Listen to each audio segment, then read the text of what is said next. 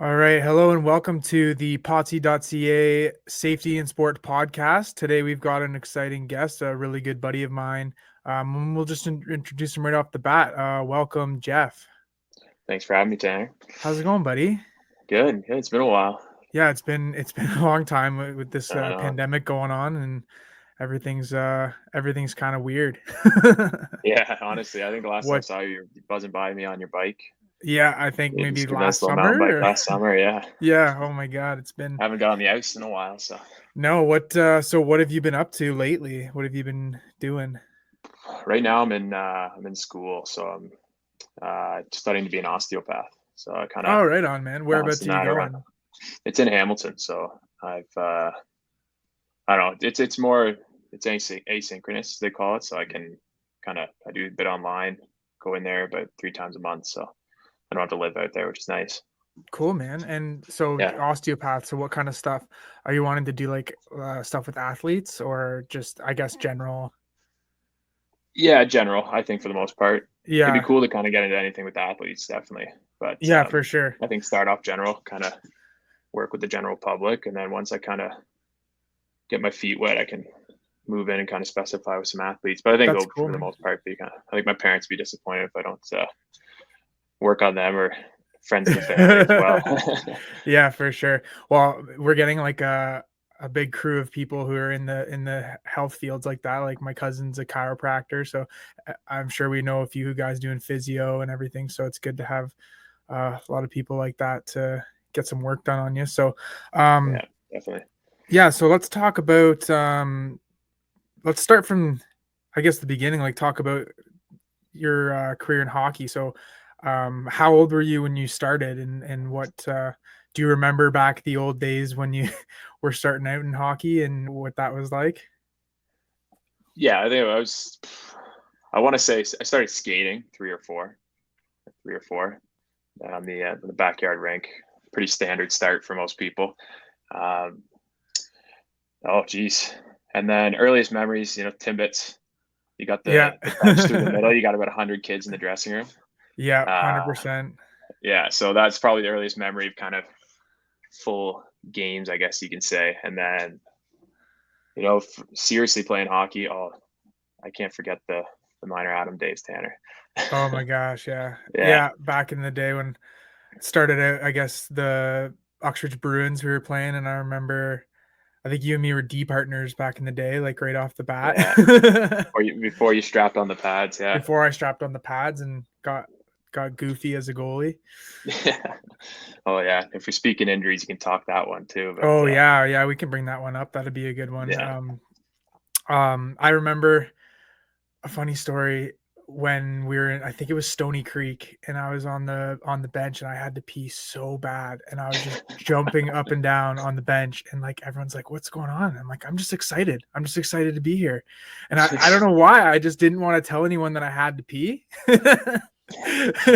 Jamie and Paul or Jamie Bell and Paul Moser, the coaches at the time, they probably just laughing at you the whole time. Oh, I remember. I think I peed in a bucket. I think they're like, "What are you?" Seriously, they're like, "What are you doing?" I'm like, "I really got to pee." Like I finally just like, and then I think it was Ryan Lavrench's dad. He just picked me up and hung me over a bucket to have a leak. Oh, that Yeah. wouldn't fly nowadays. That's hilarious. No, I know for sure. Oh, So, that's good. But yeah, so go ahead. yeah, just continuing on with the hockey career. I think probably, geez, I struggle with the ages. I kind of just Yeah, go it by time blends frames. together. But I think at 13 or 14, I left Uxbridge and went and played in Central Ontario and Lindsay. Played AAA there.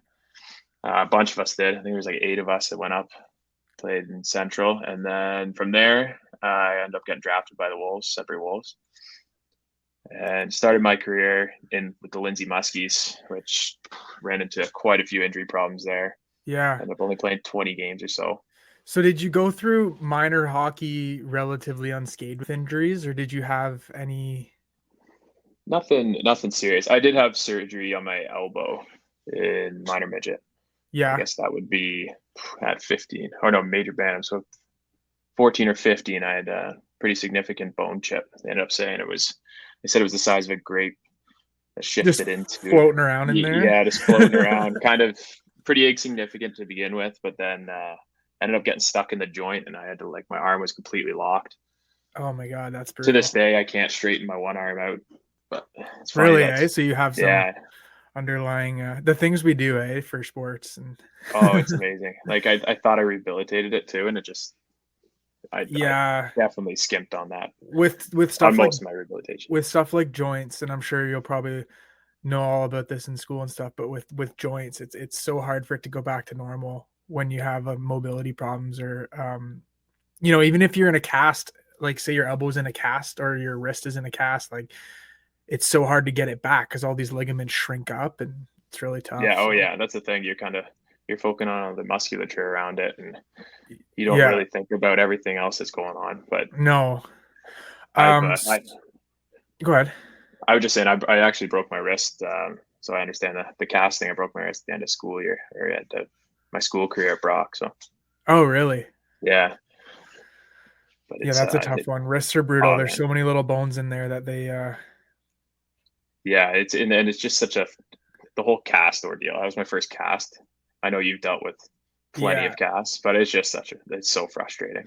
Oh, yeah, the itches. You gotta get like a chopstick and get it up. Oh yeah, yeah. I had my ruler on my desk. I just Yeah, yeah, and then the smell too. The smell's really oh bad yeah. with the cast.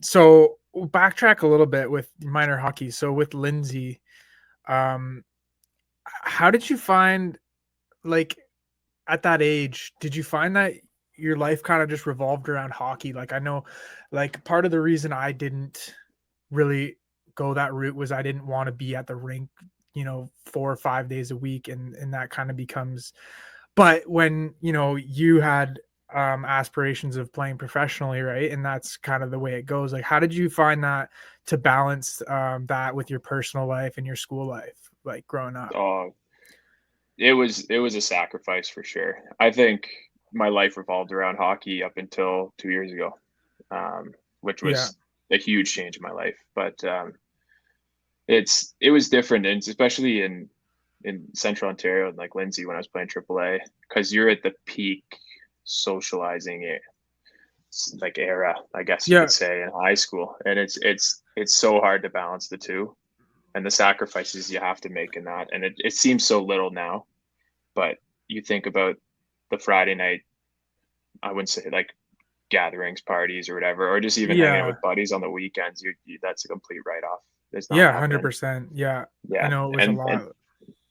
yeah, and fortunately, we had quite a few of the boys go up and play in Central, so everyone was making equal sacrifices, and you kind of Yeah. were able to go through that together. But it's you miss out on a bit of your high school life. And geez, when I made the jump to Sudbury and played in the OHL, that was quite the sacrifice. Even from a high school standpoint, I went to high school in Sudbury and I was there for 2 periods of the day. So I didn't even feel like I was going to high school. Didn't get any socializing in that sense. Yeah, so you went from Lindsay to, like you said, the Muskies, right? And with the Yeah. Muskies, were you still in high school in Uxbridge or Yeah. Oh yeah. I was fortunate. I only had my G1 at the time, so my mom drove me to practice every day after school. in She picked me Lindsay up in Lindsay. Yeah. every So, day? but yeah, for those who don't know, it's a 45, 50-minute drive every day Yeah. after school Shout out to all the practice. parents that put up with Oh that, man. eh? Yeah. We're all pretty It's lucky. yeah, beyond thankful. And at this, like I was saying before, you have no idea at the time. You just kind of, Oh, no, you're just doing you it know and it. you Yeah. like, you know, you think about the sacrifices, the time that you spend at the rink. Well, your parents are doing it and they're not even playing, right? Oh, yeah. It's incredible what they'll do. And every hockey or parent of an athlete out there, kudos to you guys and you're the real superheroes that Oh, keep yeah. everyone No, going it's, for sure. yeah. I think at certain points in my life, or in my career, I guess you could say, I think I strive to play pro to kind of, I know this is never what they expected or wanted of me because they were always super supportive, but I strive to play pro to kind of almost reward myself or reward them as well because they put in so much work for me. And I think I wanted to show them that I wanted to put in just as much work or the work that's got the cat with you. Eh? Yeah, the cat came in. I forgot to close I the door.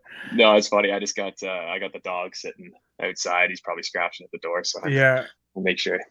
Probably can hear that at some points. But yeah, yeah, it's that sacrifice, and I just wanted to, I don't know, pay them back in a sense. And I think now that my hockey career is wrapped up, I think the experiences they were able to travel so much throughout my hockey career, so I think they were able to be rewarded in that sense. But I could I couldn't thank them enough. It's you as you yeah, know, the sacrifices they make for sports. 100% It's for sure. With everything, yeah, it's amazing. So, that's awesome, and I think the thing I remember about growing up playing hockey was how much our parents enjoyed the tournaments. oh I think that was I think that was like their kind of I guess gift or whatever yeah. reward you should say reward for putting up with all that was that they got to party in the hallways at the tournaments and Oh yeah, well, we're yelling at us while we're playing mini sticks. yeah. Well, and But then they had those mini stick tournaments in your basement at the oh man, yeah, that we finally retired the mini stick room, but there is quite the oh my god, 1 second. that's hilarious. But yeah, I've yeah, that designated room there, it was just pelted with with holes in the walls, and Yeah, and all the just broken knuckles and oh yeah. There rug was burn actually and everything, and yeah, for those who didn't get a chance to see the mini stick room, there was actually a brick fireplace inside the mini stick room that we kind of just threw the net in front. Hopefully that protect it, but some people got thrown into that. oh yeah, yeah, it got we had a few good games down there. It got pretty Oh, greasy for sure. So definitely. so after the Muskies you went to Sudbury. How many Yeah. seasons did you play in Sudbury? 4.5, I guess you could Four and say a half. four and a quarter. I was called up in, I believe it was January, February, just before playoffs. I played 12 games. I guess my rookie season, you would call it, my unofficial rookie season. Yeah. And I, uh, there was an injury that one of their older guys was injured. So I kind of stepped in for him, and then he got healthy come playoff time. So I was there during playoffs, but didn't get into any games. But that was a learning experience to begin with. So and then I ended up playing Yeah, four and you straight years probably after that. what like 15, 16 when you 50, yeah, I was drafted at 15. I was a late birthday, so I think my first year I started at 16. I was so 15 that's at the pretty time. crazy, eh? Going into, the OHL is a pretty serious league, and going into that at 15 years old, like that Yeah, must and be kind of a shock to the. yeah, and you know me, I was quite the bone rack going into. I think I was when Yeah. I was drafted, I was looking at it the other day. I think I was 6'1", buck 45, 145 pounds. Oh my gosh. Yeah. So Yeah, you're so going I in was with just some, asking and to there's get some hurt. big boys in that league for sure, right? So Yeah, like even on my team that year, our captain, my first year was Marcus Foligno, and he was, geez, had been 6'3", over 200 pounds. holy crap. And then Zach Cassian, who else you got? Yeah, there were just some big boys out there, and it was right in the transition from the tough role playing kind of league to, I don't know. Now I find there's definitely still lots of tough guys in the league, but it's more of a speed game and kind of skill game now. Yeah, and even in the NHL, it's quite different now too, right? You don't really Yeah, see the enforcers or, it's like you said, it's a faster paced, skillful game, and you know, it's, uh, I think it's you could look at it both ways. Some guys probably miss the aggressiveness and the fighting and but I think it's a better game to watch, probably, right? yeah. Oh, geez, I kind of wish I was delayed a few years going into that because I would have probably been able to. I don't know. I didn't really have the skill aspect, but I was definitely known for my skating. So Yeah, I was, definitely yeah. fast. I think I would have, thrived a little more in this kind of this day and age because, like I said, I was kind of a little more fragile going into the league. Yeah, for sure. And yeah, go so in Sudbury. is that where you kind of faced some of your more serious injuries and had more of that those kinds of experiences with injury and time off and whatnot? Definitely. Yeah, definitely. I battled quite a few minor injuries, like lots of gee, I think we 68 stitches on my face. That Yeah, that one. So what happened with that one? That was a skate, right? well, that was yeah, that was only 15. I was probably not see a little reflection on it of the Yeah, camera yeah, I there, can but I see had a that nice there. skate right across the face. But I think I was 15, but I just sticks everything. I got deviated septum from a stick. It just kind of lots of minor injuries, and then I dealt with lots of concussion issues.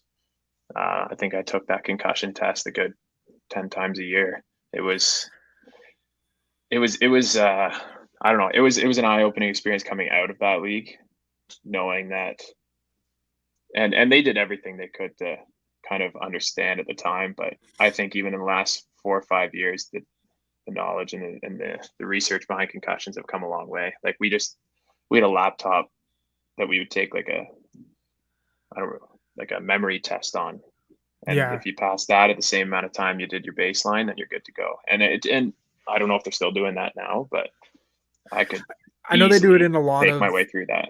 I know they do it in a lot of professional sports too. Yeah, But yeah, like concussions is a tough thing, and it's something I want to cover in like a later episode one day with my cousin Matt.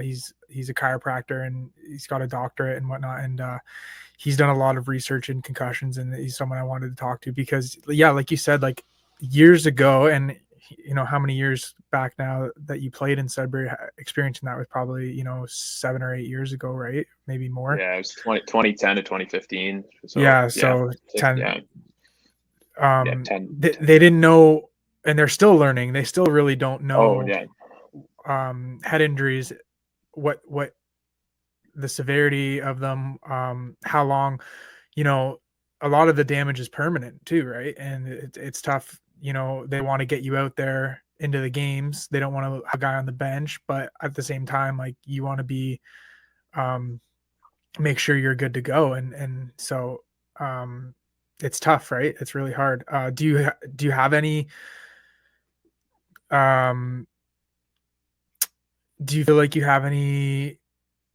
underlying issues from that? Like how serious yeah. were your Oh, concussions, and do you experience any, things or symptoms from that? 100%. Yeah. Now I'm actually not wearing them now, but I do have glasses that I've never had to wear before. But I was dealing with some really bad migraines, neck pains, and uh, V2 Bond in town, the Yeah, yeah, optometrist.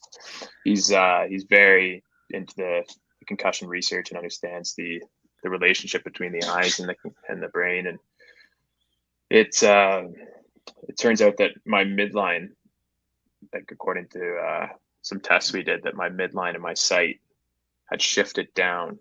So when I would try to look straight in my midline, I would look like this, and then my eyes would be up. So really. it would shift my midline. Yeah, um, yeah. I got hit in the head a lot. I didn't, and I couldn't imagine, couldn't even fathom what the fighters and guys would go through. But it was yeah. I definitely deal with some post concussion symptoms, and it's slow. It would gradually kind of fade as my hockey career go on. But every year, no matter what, even if you're not getting knocked out or getting concussed, I'm getting bombed in the head. Yeah, you're getting Jeez, like rattled, right? Going in the corners. yeah, It's um kind of chronic with yeah, oh with yeah, what's happened, right? Like you're constantly banging your head off the glass or just like getting rattled in the corners like you said, and it's tough. So yeah. um what other, I guess what do you think about the helmets in the leagues? Like I know they keep trying to progress them, but like do you see anything they could do, or any rules or anything they can do to prevent more head injuries, or like what are your thoughts on that? I don't have too much knowledge in that area. I Yeah, for think sure.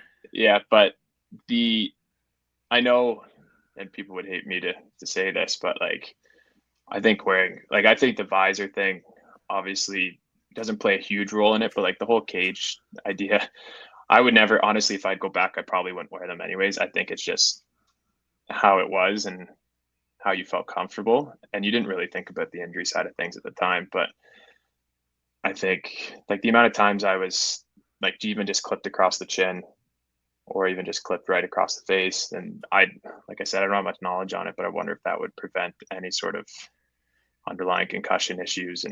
So you're saying And staying away from the cages because of no, the keeping the cages keeping the on. cages I'd on. say, Okay, okay. yeah, and like I said, people, that's like a that's quite the hot Yeah, topic, it's and I still don't wear a cage, so I guess I haven't learned, but it's kind of yeah, it's a hard, right? Because it's kind of one of those. It's a sightline thing for a lot of people. A yeah, lot of them don't like the bars in front, but you know what? Like you played as a kid growing up with the cages, and yeah. you know how many sports. I mean, football, you got a cage. Like it's tough to say. Here, Then one you sec. look at Sorry, this. No worries, my man. dog's scratching at the door, and it's probably can you hear it coming through? I'm just It's gonna all tough. good. All right, you gotta get out. There you go. Sorry to No interrupt you worries, there. There we man. go. I knew I that was got. gonna happen. I was hoping my cat would leave. I don't know if he left yet, but he's doesn't normally Oh get yeah, into no, it. my But dog's it's persistent. He'd pets. sit there and scratch until I let him in. It's fine. It's funny. I think it's good. Um, there's with the contact sport like that, you would kind of think why not cages, right? Like football, they wear Yeah, cages. Any kind of motorsport, they're in full face helmets, right? Like it makes sense. I feel like it's kind of not a coolness factor, but like a tough, like the I tough know, guy what you hockey mean. Yeah, persona, right? Like the tough guy. And like it is easier to play without a cage or a visor, like it's with yeah, your vision and whatnot. But it could be something that maybe gets grandfathered in because they did grandfather in the visors, right? yeah, So exactly. Yeah, and I honestly don't see it changing anytime soon no, or at all. But that would be my only knowledge on what could prevent maybe some yeah, future problems. But I don't understand enough about the helmets. Like we had, do you remember the foam, like just like the straight foam, like those yeah, 4500 had? Yeah. So like yeah. my first couple of years in Sudbury, They that's all were we had in our the helmets. VO8s, right? Yeah, the The V8s. Yeah. and those were there wasn't much to them. They were just the standard foam. I No. know I'm very fascinated by helmets, so I do a lot of digging in like helmet technology, and I think Yeah. the first one to be like certified concussion was one of those Messier helmets Oh yeah. What that they call came in like and the space buckets or whatever they call those. yeah, like they Yeah. weren't the most That's the problem. Yeah. appealing helmets, right? But Yeah. I think a lot, like I know Bauer has some concussion technology now, and they do a lot of it's like having different rotational pieces in it that like allow the helmet to move freely from the head when you're like experiencing an impact, Like like on impact. Yeah. on impact, because rotational forces are like one of the biggest causes of concussions. So it's basically like when your head's like rotating. I don't know, like I'm not an expert in it either, but Yeah. I follow a lot of like other action sports and their helmet technology and whatnot. But there's only so much you can do, right? Like you can put so much on your head and you hit it at a certain velocity, like it's gonna Yeah. injuries Oh are yeah. gonna 100%. happen. Yeah. So And at the speed you're playing too, like it's hard to it's almost unavoidable. And people that say they haven't got concussions, I'm sure. undiagnosed, right? Like it would just Yeah. be 100%. Yeah. Any other injuries, major injuries? Like I'm sure you've had like knee. Have you had any knee injuries or anything like that? Surprisingly, lower limb's been pretty good. That's good. Yeah. I had a weird, uh, they called it anterior talus. So like, I don't know if you know much about the anatomy, but the talus That's bone, the the fibula, the tibula, like your legs sit right on top of the the ankle there, heel, and right? Yeah. and then it popped, actually dislocated in my skate Oh my and god. popped forward, and they actually dislocated it back a couple days later. But that was That must have uncomfortable, been but a that took a long yeah, I bet. it took a long time to heal because there was so many, like, lots of ligament damage and lots of just like muscular damage as well. So that was a frustrating one. But then again, I kind of just, I think was in a boot for 2 weeks, 2 or 3 weeks, and ended up just kind of didn't strengthen it enough, like past that, and then just tied the skate as tight as I could after that. But it was kind of a playthrough. But I couldn't even put my skate on for a while. That's brutal. That must have felt Yeah, so weird. Like, it felt like your foot was disconnected almost, eh? Like, yeah, it was weird. It happened. There was no one around me. I was just skating into a puck, and then I just felt like this kind of just pop in feeling, and then I went to go put my foot down, and it just gave out on me. Like I couldn't ugh, bear weight on it, and it was the weirdest feeling. And I remember skating to my bench, my trainer looking at me, just going, "This was at school at Brock," and he's just like, "What the hell happened?" And I was just like, I don't know. I don't know if I sprained it. I don't know what happened. Like it was just the most uncomfortable feeling, and we were looking at it for a while, and I ended up going into the physio clinic at school, and I think 2 or 3 doctors were looking at it at the time. They were all confused, and then the one lady was kind of moving around with it, and she realized what it was and was able to kind of pop it snap back it back in, eh? in. Yeah, Oh, it's gross. It's yeah. It was. always I always find it's more gross to hear about other people's injuries than to talk about your own. Yeah, I was gonna say you're cringing, but I know about quite a few years, even that femur and Yeah, oh yeah, the wrist. So I'll tell that yeah, one. oh What was that? I'd say I was like 10. Eh? 13, Oh yeah, 14. I think I 13. was Yeah. in grade 8. I think I was in grade 8. So I was goalie at the time, and basically I went to smother a puck, and Oh. yeah, Jeff's cringing on this one. Um, smother the puck and got one of our own players got pushed back, and he stepped on my wrist with his skate, and I felt like at the time I thought I got slashed, and I was like, oh no, I got slashed. I look, and there's just blood pouring out, and Yeah, that was oh. and I just skated to the bench as fast as I could, and um, luckily we had a buddy on the team's dad, Paul Moser, is a firefighter, and he ran over to the bench and wrapped it up properly and everything, and when you're a kid, you just see blood and you're like, I'm thinking like, what? Someone came over, they're like, is it an artery? I'm like, is it an artery? I was Yeah, I don't know. like, it was the top of the wrist, so no, it wasn't. But what ended up happening was my thumb tendon got severed, so that was the hardest part of that injury, was having to get that sewn back. And Yeah, I remember yeah, just looking down the bench, and even after you went to the dressing room, looking down the bench, and just a bunch of pale faces. Everyone on the team was just like, yeah, "What just happened?" It would happen so quick, and yeah, it was so fast. I felt like I was in a van within 4 minutes of it happening, like probably less. It was quite the one, and I, that kind of ended my hockey career to an extent. Like, yeah, that was I didn't really want to play anymore. I definitely didn't want to be a goalie. Like, you know, and yeah, that can lead into the next topic, was of like mental health and anxiety. yeah, that That was injuries can give you a lot of that, and I definitely had that when I went to go play again. I was having a lot of anxiety over injuries and whatnot. But I know you talked with, was it Cam's Kids that you did an yeah, article for, which is Cam's Kids. Shout out to Cam's Kids, is a really great organization that they deal with adolescents and mental health awareness, and they do a lot of really good things for that. They do fundraisers and teaching and whatnot. But yeah, you've talked about some of your anxiety. Would you like to get into that, if that's? yeah. No, that's no problem. I'm fairly outspoken about it now. I like you said, I thank Cam's Kids for that. Tavis Smith at the time, I don't know what his official position was there. I think, but when he was working there, I'd actually talked to someone who said to just. I honestly, it wasn't like a therapist in general, but I think I just had talked to someone who was dealing with the same thing, and they said write it out, just write it out, and kind of try and figure out how you're feeling.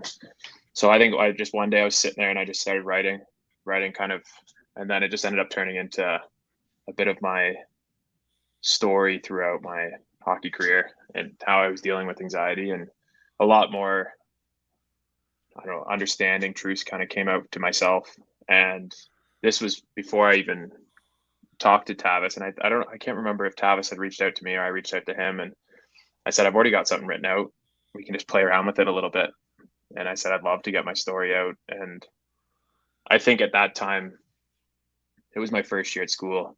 And the, I don't know, I think the eyes of the hockey world, I feel like they were always on you when you're playing in the OHL. Like Yep. you're kind of, so you release, I don't know, talking about it was not easy for me.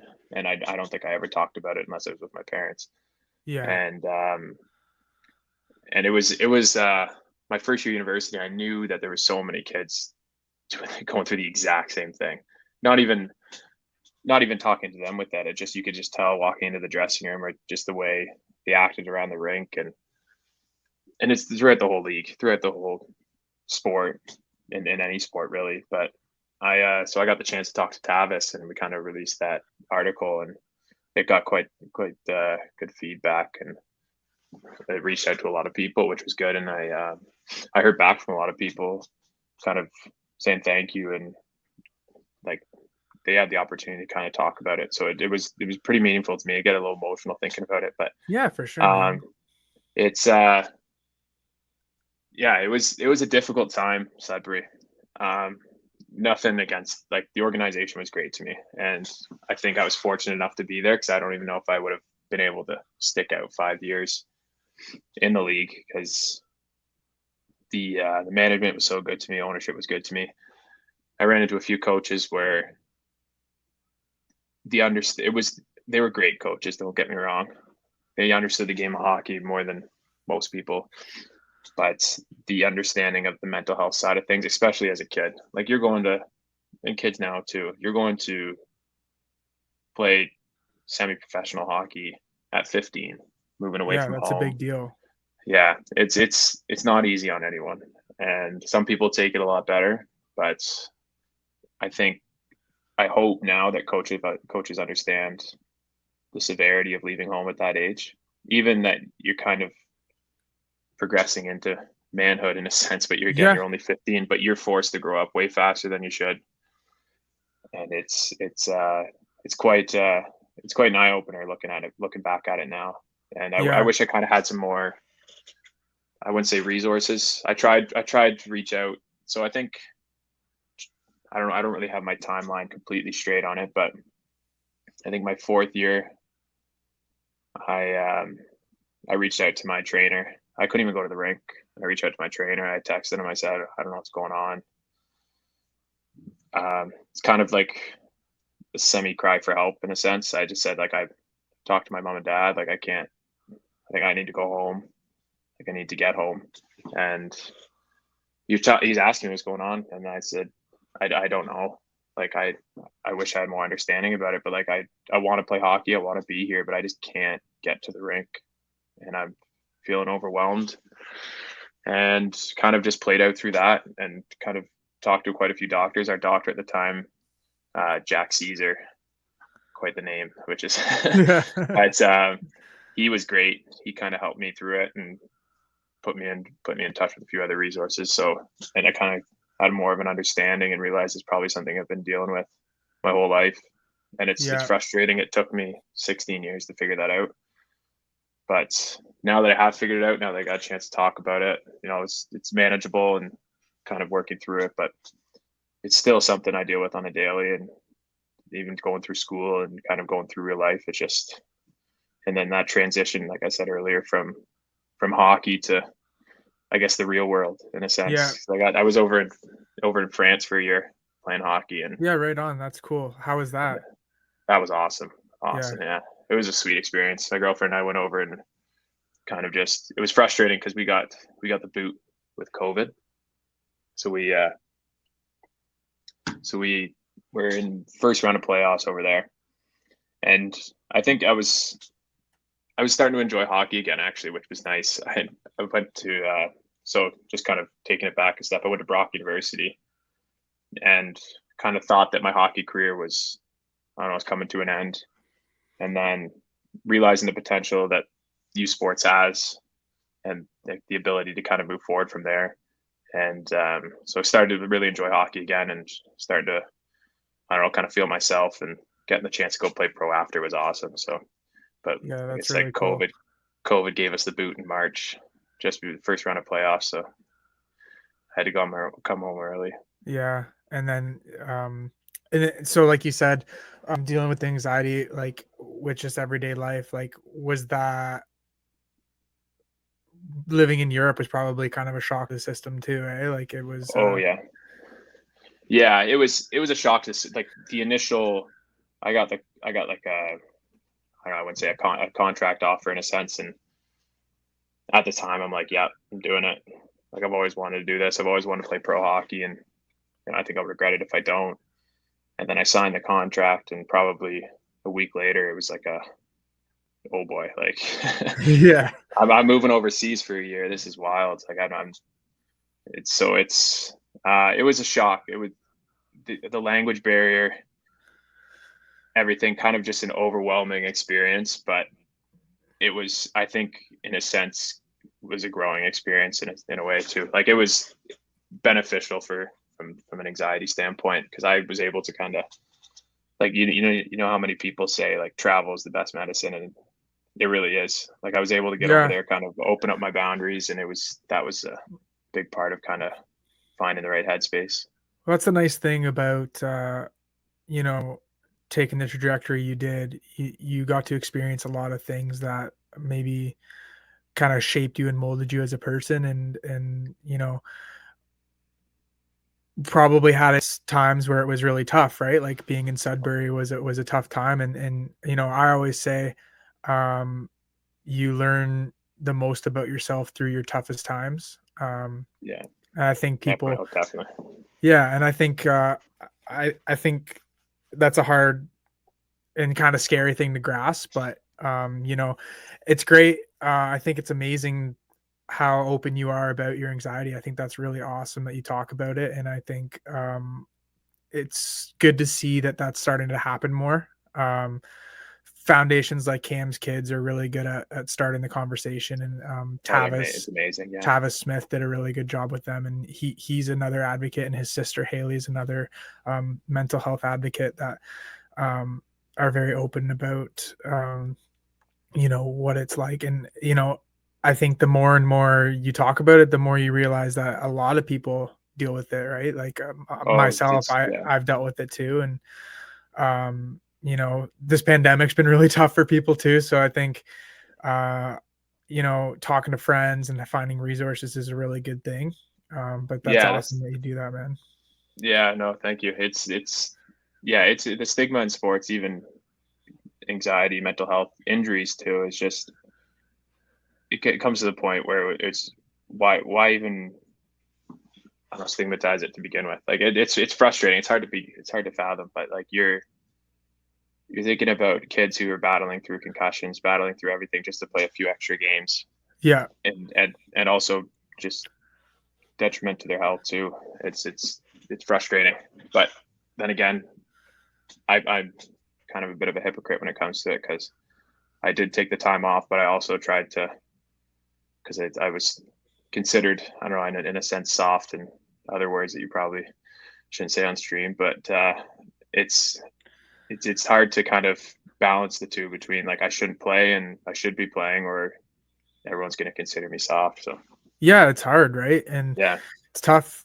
And I think, kids that deal with anxiety in sports or anxiety in general don't even realize that they are. They don't have the, oh yeah, wherewithal to kind of explain what's going on. Like, and until these last however many years that mental health's been, a mainstream topic, who knew how to explain it or like what it was going through? Because in high school, I was having massive bouts of anxiety and, OCD. I was diagnosed with OCD, and I didn't understand what I was going through, and I didn't know to talk about it. I didn't feel like I could talk about it because, people would judge or whatever, the well, stigma, who's, right? yeah, at the time, who's going to listen, right? Is it, well, you don't know who's going to listen, and it's hard to, No.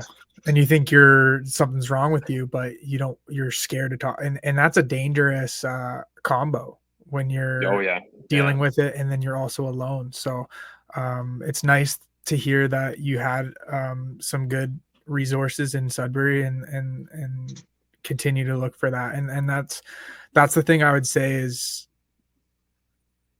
look for those resources, and like never be if just for anyone who hears this or whatever, and I'm sure you would agree, is like never feel like you can't talk about it. Like there's always someone that'll listen to whatever your problem is, no matter how crazy or scary or weird it seems. It you need to bring it up. oh, 100%, 100%. Reach out to me on, I don't know if you can get a hold of me whether way. Like I'll listen because I know it's tough to kind of For find that sure. avenue, and it's amazing to think that like I hope that in sports, I don't know, like kind of specifying that because that's kind of more where I'm comfortable, but I hope that teams and organizations have given the proper resources for kids because and given them the opportunity to speak too, because I haven't been involved in junior hockey in a while, but I know like I was fortunate enough in Sudbury, but other friends that have played in other teams they weren't as fortunate for sure. So I think yeah, just hoping that everyone's got the right resources in place for the younger kids coming in, even the older kids. For sure. I think Yeah, I think hockey is a tough sport like that, right? Like you're supposed to be mentally strong and physically strong, and you know, anxiety is seen as kind of a weakness to some people, right? And yeah, if you're getting coached by people that are from that era of manly men that like, you don't talk about it, you bury it, and that's kind of how things used to be sometimes. And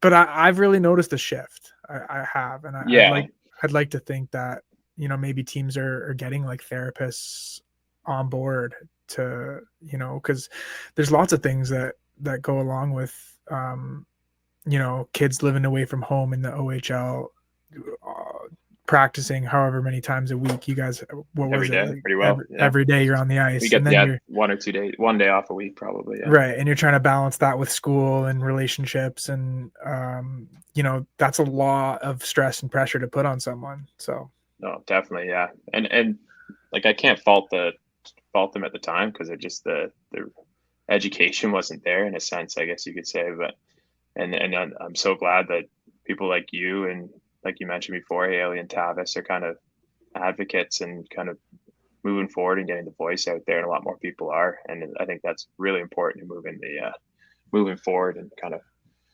stomping the stigma in a sense. absolutely.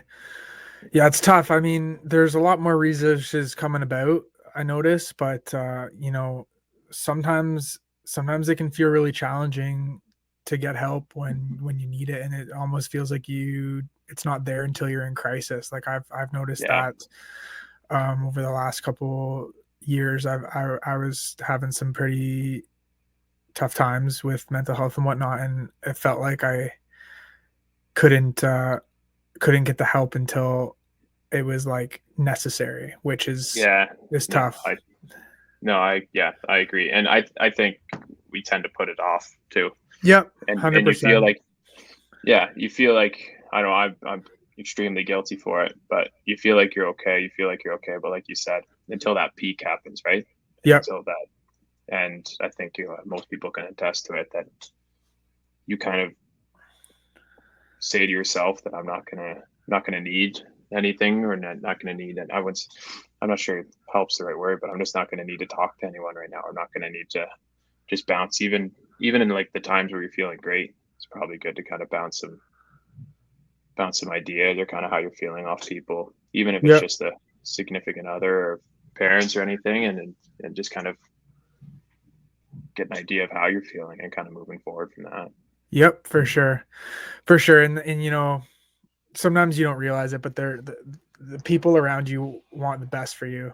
And Oh yeah, sometimes it's hard to talk about it, but if you just talk about it, you'll just feel a weight come off your shoulders, right? I'm sure yeah, for how long you probably bottled it up, how good did it feel to just get it off your chest, right? yeah. It was amazing. Like it was a nice it was nice to have the ability to kind of talk about it and get it out there but it went both ways in a sense because as it was getting out there, like I said, it was still kind of stigmatized. So it's like a little bit it felt a little like I was almost under a microscope when I first let it go. And I don't know, I felt a little, I don't know, a little uncomfortable. But I'm only saying this because like I know now that it was so well received, and no one, I hope no one, but no one judged or no one kind of put me in a different perspective. And that's what's amazing about it, is that I was able to kind of speak about it. I was extremely anxious, stressed, nervous about releasing that article and kind of, but I think at the time, I'm only saying my feelings now because at the time I was, like I said, so nervous, but moving forward, it was the best thing for me. And I For think getting sure. that message out is huge too, because it might not feel right at the time, but but I think going on 5, 6 years since I released it, and it's been a huge help in me progressing and kind of developing more ways to cope with my anxiety. For sure, man. That's awesome. Yeah, And like, hopefully it makes you feel proud that you've probably helped a lot of other people as well, right? yeah, I hope so. Hope so. And it's, at the end of the day, like, that's what it's about, is you just hope that talking about it can help someone else in your situation, because you don't want anyone to go through that, right? And no one should have to go through it alone. So No, exactly. Yeah, it's at the time it might not feel right, but it is the most important thing you can do. Even if 100%. it's the best medicine for that, in a Yep, sense. Just for talking sure. with it. It doesn't have to be. It could be a friend, parent, someone else who's dealing with the same thing. I know me and you talk about it every time we see each other. Yep, 100%. And it's good. You kind of you bond over it, and you realize, like, I'm not alone with it, and it's nice to have someone to listen to and talk to and whatnot. So um Definitely. yeah, it's really good. And I think with this pandemic has been, you know, anyone you talk to now is going through something, with Oh yeah, just a lack of yeah, socializing and lack of things to do. But yeah. People tend to distract themselves from what they want to know and want to feel about themselves. In a sense, they have to. You can use the outside world, social media, everything to kind of, I don't know, numb yourself from the way you're feeling and kind of just put it to the side. But like you and I were talking about before, it's so important to not let it get to that point. And I think people realized over COVID that they're kind of, I don't know if they hit their boiling point or hit their point of where they realize they like, I need to just to talk to someone, or even kind of understand that this is evident, and like mental health is something they could be dealing with. And that's and I think that's the biggest thing, is not letting it get to that boiling point, or not boiling point, but getting to that point where it feels as if you've left it too long. 100%, totally. Well, thanks for opening up about that, man. I really appreciate Oh, that. no problem. As far as hockey, so is it beer league for you now, or what? Yeah, pretty well. I was playing with some guys on Thursday nights. We had a little Uxbridge versus Stouffville kind of league. It was a pretty good skate, pretty fast skate, Nice, and I know they're still kind of running through. It's a few different guys, but they're kind of doing some on Thursday nights. But I'm actually teaching. I'm on the ice with Tara McKay, nice. teaching hockey school. So That's fun. doing, Yeah, yeah, that's taking up most of my time. And when it comes to beer league, I don't know. I'm on the ice probably 15, 16 hours a week. So, but teaching. I'd like to, yeah, teaching. So Wow, yeah, that's good though. That's good to keep yeah, it up and get to pass it down to yeah, more exactly. kids. And that's, yeah. And it's nice to kind of see that development stage throughout the kids too, and kind of getting to the point. Cause I work with kids from, I don't know, we have one group on Thursday nights. It's hilarious, little tiny kids, and they're just having fun. They're out there just loving the game. And then you're working with guys that are going into the OHL, or guys are going into the pro, guys playing pro, and it's nice to see that kind of development throughout the years. That's cool.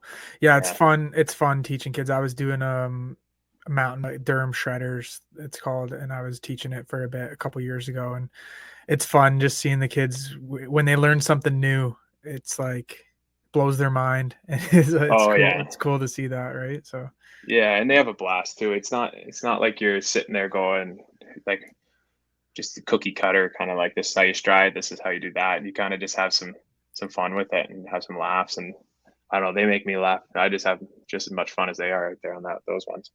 yeah, right on, man. Mm-hmm. Cool. Well, this was good, Jeff. I really appreciate you coming on and talking about everything from injuries to some anxiety stuff, and it's really good catching up. We gotta get together sometime soon over a pint or a Slab Town cider. Yeah, definitely. No, thanks for having me out there. It's nice to talk about it, and it's nice to if we had talked about all the injuries both of us had, we'd probably be on here for 3 or 4 hours. So 100%. yeah, so skim over a few of the major ones, but it's nice to talk about the mental health side of things too, because I think that's Absolutely. something that I needs to think be that's a talked good about. thing to do. Yeah, 100%, man. Really appreciate it. yeah. So I appreciate you having me on. It was a lot of fun. Never done this before. It's my first one, so I know. I'm thanks still for learning too. So yeah. Well, it's good, man. All right. Take care, Jeff. Thanks, buddy. all right. See you later, man. Thanks. All right. I'm just gonna say thanks to a couple of their sponsors. We've got Endure. Jeff can just hang out different. Okay. Endure Apparel. They do they make compression socks, buffs, hats, everything like that. Really cool socks for like mountain biking and running. If you use the code POTSY, POTSY, you can get 15% on checkout. So check them out. We've also want to thank Atlas Neck Braces for coming on board. They make neck braces for action sports, motocross, mountain biking, BMX, things like that. They just released their new Vision neck collar, which is a more low key brace that you don't really notice it's on. And then we want to say thanks to Slabtown Cider. Awesome cider place in Uxbridge, Ontario, just off the 6th concession. Been really enjoying their ginger spritz cider. So check that one out when you're there. It's really good, as well as all their other ciders. So definitely check those guys out. Thanks again to Jeff for coming on. And I'm Potsy. Remember to dress for the crash and not the ride.